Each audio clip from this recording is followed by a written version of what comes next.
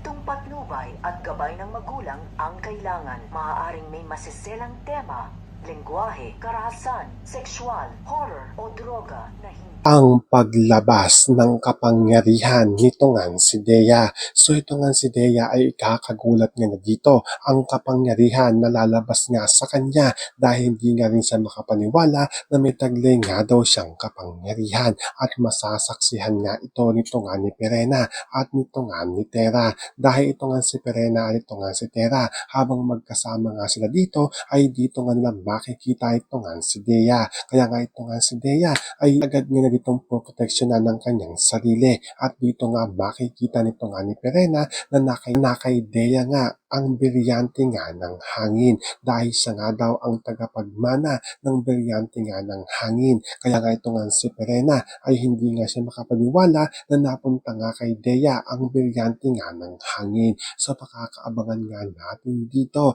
ang paglabas ng kapangyarihan nito nga ni Dea. Yan ang ating mga pakakatutukan at pakakaabangan dito nga lang sa Sangre.